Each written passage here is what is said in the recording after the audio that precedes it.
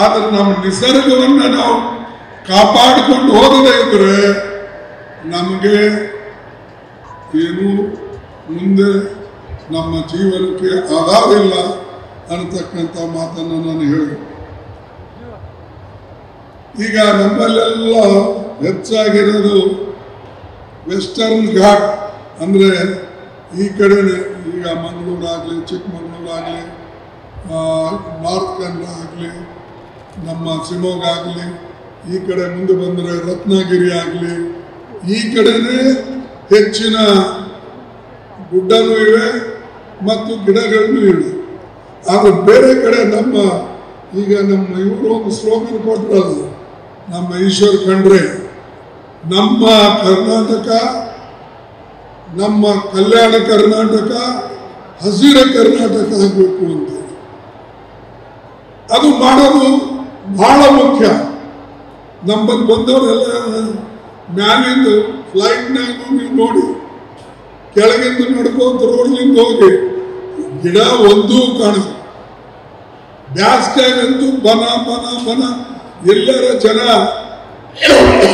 ರೈತ ಸೋತು ನೇಗಲ್ ಹೊಡೆದು ಕುಂಟಿ ಹೊಡೆದು ಕೂರ್ಗಿ ಹಾಕಿ ಬೀಜ ಹಾಕಿ ಸೋತಾಗ ನೆರಳಿ ಕೂಡ್ಬೇಕಂದ್ರೂ ಅವನು ಹೊಲದಲ್ಲಿ ಗಿಡ ಇರೋದು, ಇನ್ನೊಬ್ಬರು ಹೊಲ್ದಾಗ ಕೂಡ್ತಾನೆ ಹೋಗಿ ಎಲ್ಲಿ ಗಿಡ ಇದೆ. ನೀವು ನೋಡಿರಿ, ತನ್ನ ಹೊಲದಾಗೆ ಒಂದು ಸುತ್ತ ಹಾಕಲ್ಲ, ಒಂದೆರಡು ಬೆಳೆಸಲ್ಲ. ಇದು ಬಹಳ ಮಹತ್ವದು. ಇದ್ರ ಕಡೆ ನೀವು ಲಕ್ಷ್ಯ ಕೊಡಿ. ಅದು ನನ್ನ ಸರ್ಕಾರವೂ ಕೂಡ ಇದೇ ಮಾತು ಅವ್ರಿಗೆ ಹೇಳ್ತೇನೆ, ದಯವಿಟ್ಟು ನೀವು ಇದ್ರ ಕಡೆ ಹೆಚ್ಚಿನ ಲಕ್ಷ್ಯ ಕೊಡಬೇಕು ಅಂತ ಹೇಳಿ ನಿಮ್ಮನ್ನು ಕೇಳ್ಕೊಳ್ತೀನಿ. ಎರಡನೇದು, ಶ್ರೀಮತಿ ಇಂದಿರಾ ಗಾಂಧೀಜಿಯವರ ಕಾಲದಲ್ಲಿ ಒಂದು ಫಾರೆಸ್ಟ್ ಕನ್ಸರ್ವೇಷನ್ ಆಕ್ಟ್ ಅಂತ ತಂದಿದ್ರು.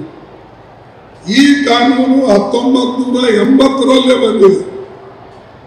ಈ ಕಾನೂನಿಗೆ ಯಾರೂ ಹೆಚ್ಚಿನ ಮಹತ್ವ ಕೊಡ್ತಾ ಇಲ್ಲ.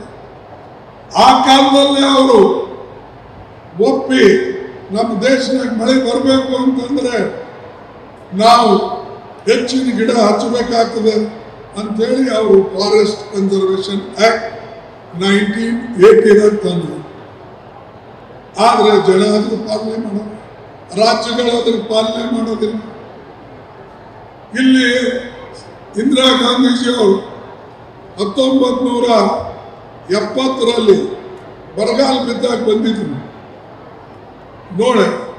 ಅದನ್ನ ಅವರು ಸಾಕಷ್ಟು ನೆನಪಿನಲ್ಲಿ ಇಟ್ಕೊಂಡು ಮತ್ತು ಬೇರೆ ಬೇರೆ ಪ್ರದೇಶದಲ್ಲೂ ಕೂಡ ಅವರು ಅಡ್ಡಾಡಿದಾಗ ಗಿಡ ಬಹಳ ಇಂಪಾರ್ಟೆಂಟು ಅಂತ ಹೇಳಿ ತಿಳ್ಕೊಂಡು ಅವರು ಮುಂದೆ 80ರಲ್ಲಿ ಅಧಿಕಾರಕ್ಕೆ ಬಂದಾಗ ಒಂದು ಫಾರೆಸ್ಟ್ ಕನ್ಸರ್ವೇಷನ್ ಆಕ್ಟ್ ಅಂತ ಹೇಳಿ 1980ರಲ್ಲಿ ಅವರು ತಂದು ಒಂದು ದೊಡ್ಡ ಉಪಕಾರವನ್ನು ಈ ದೇಶದ ಮೇಲೆ